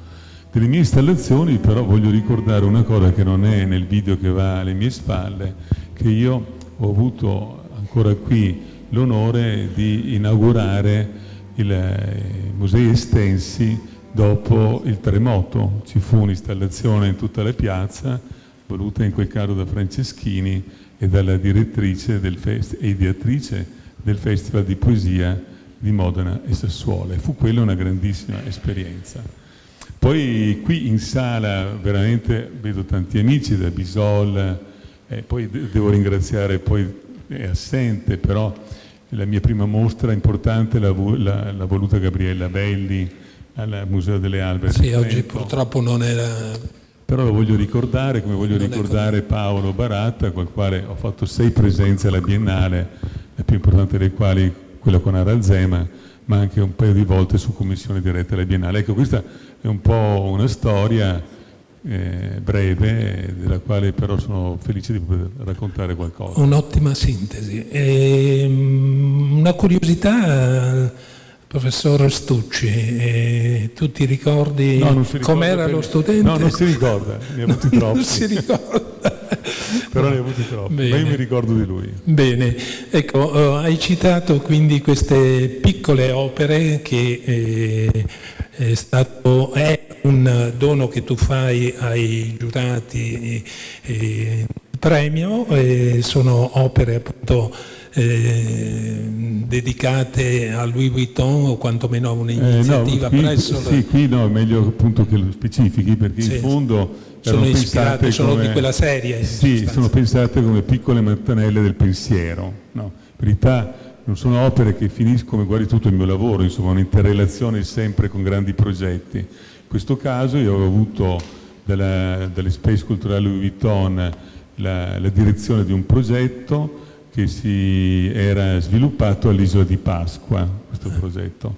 Quindi era un progetto dedicato alla scrittura perduta dell'Isola di Pasqua. Quindi sono stato 24 volte all'Isola di Pasqua, queste piccole opere sono state dipinte per la maggior parte in quest'isola e poi vennero esposte nell'Espace Culturale di Parigi della mostra Scritture silenziose, Silent Writing, quindi con tutto un seguito di attenzioni. Quindi sono opere che sì, sono dei piccoli 20x20, ma in fondo fanno parte di un progetto più esteso che voleva ricordare che la scrittura a mano e quelli che sono i pittogrammi fanno parte della nostra cultura e devono essere parte del nostro sapere, che purtroppo oggi digitando dalla mattina alla sera stiamo perdendo. Anch'io digito, chi non lo fa. Bene, io chiederei alla regia di alzare il volume del video che sta andando, nel mentre il nostro amico Rotelli consegnerà ai giurati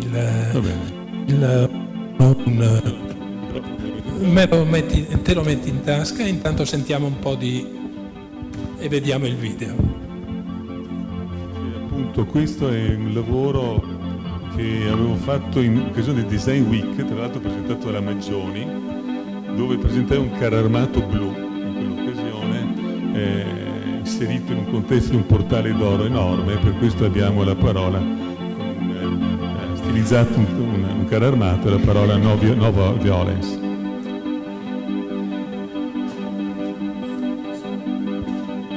Tu non sei parte della giuria. Anche per te lo stesso progetto di questo carro armato qui diventa rosa, quasi in difesa del genere femminile, con la parola all'alto. Questo invece è proprio un pittogramma dell'isola di Pasqua, fa parte della scrittura loro, la loro scrittura si chiama Rongo Rongo, sono dei pittogrammi.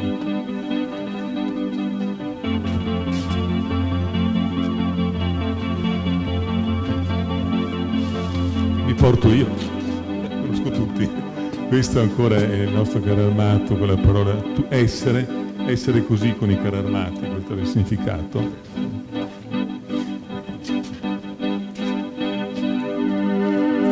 Bella, e per te questa parola lux, che per me ha un significato infinito, però con alfa ma non omega infinito. Grazie a te.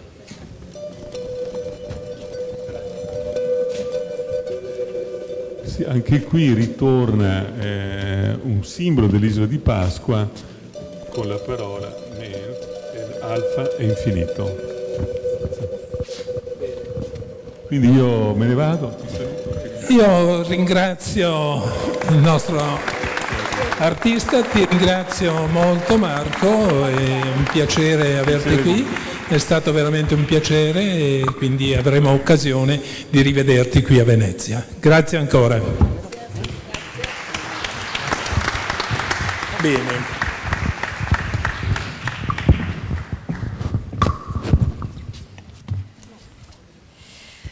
Bene, il nostro tempo a disposizione, come si suol dire, è finito. Io ringrazio tutti, ringrazio la giuria. Devo fare dei ringraziamenti io prima. Ringrazio Baroldi allora. Grazie molte. Allora, d'obbligo morale e pratico, ringrazio innanzitutto Elisa Billato che ha condotto questa serata, inoltre Giovanna Palazzi, coordinatrice del premio, che era in giro qui. E poi appunto ringrazio naturalmente il nostro consiglio direttivo, ci sono immagini, se mette anche un po' di musica leggera che non era male. E poi naturalmente ringrazio Giovanni Agliata di Montereale che è qui davanti e che prego poi alla fine di salire sul palco anche le persone che cito per le foto finali.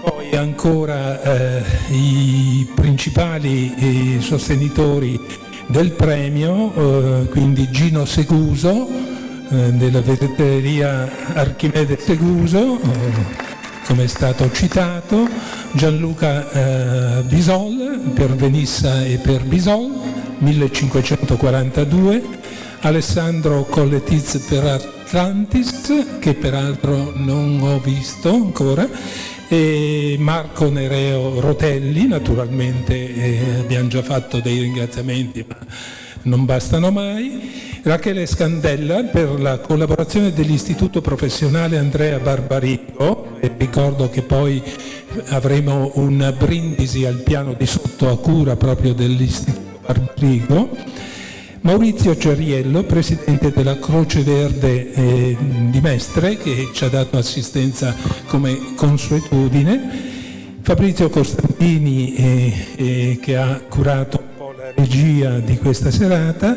e BAIF, Burano Artificial Intelligence Film Festival, per il supporto alla realizzazione di alcuni dei video. Bene, adesso mi pare ci sia un piccolo omaggio alla dottoressa Billato. Presidente, è distratto il Presidente, vuoi darlo tu magari? Se no faccio tutto io? No? Prego, grazie, Bene, grazie.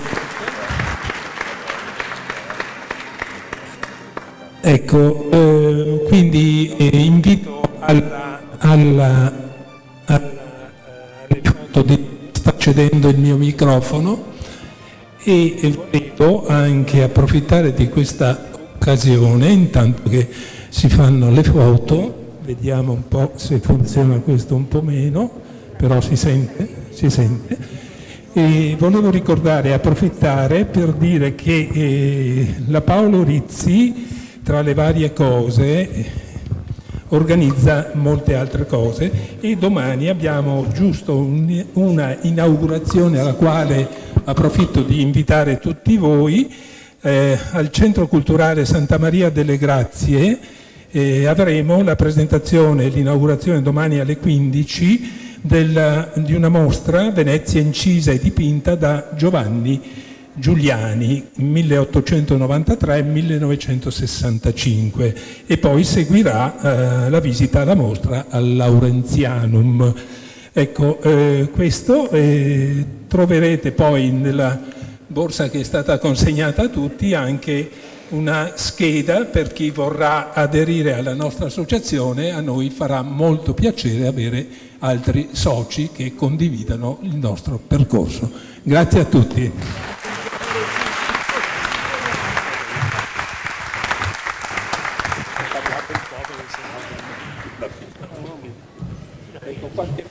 Ricordo a tutti che giù c'è allora il momento del cocktail.